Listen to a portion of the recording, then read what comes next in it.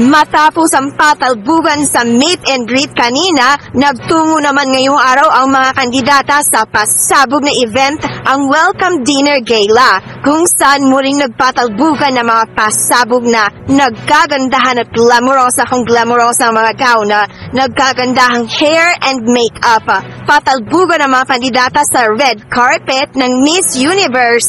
Ilan sa mga nag-stand out sa pasabog na Welcome Dinner Gala, red carpet ay si India. Suot nito ang kanyang pangmalaasang orange na gown na talaga namang palaban din. Inirampa nga nito sa red carpet ng kanyang pasabog na gown. Pasabog din ang kanyang hair and makeup.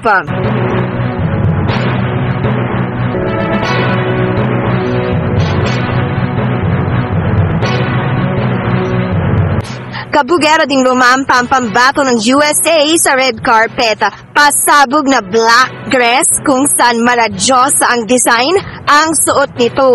Pasabog din ang kanyang malawet look hairstyle and of course, kabugera din ang kanyang makeup with pasabog na red lipstick. Ayan.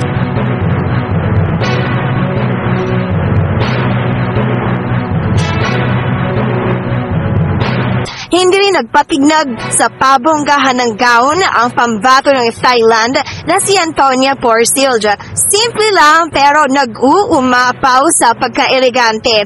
Ang gown raw na ito na suot ni Thailand ay nag-represent sa kanyang country base na rin daw sa pattern at design ng kanyang gown.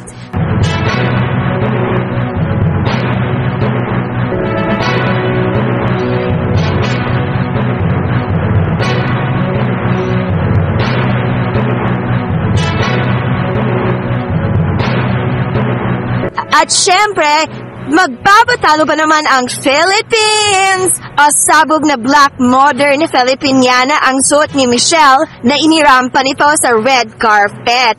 Confident na inirampa ni Michelle sa red carpet ang kanyang pasabog na black gown. Pasabog din ang makeup nito. Handang-handa na nga sa bardagulan ng pambato ng Pilipinas na si Michelle D.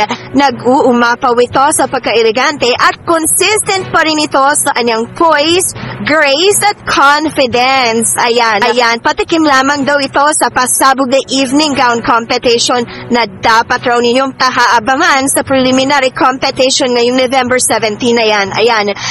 Sino sa mga kandidatang ito ang talaga namang nag-shine at nahabog ng todo? At anong masasabi ninyo sa gown na suot ni Michelle D sa Welcome Dinner Gala ng Miss Universe 2023 red carpet sa El Salvador?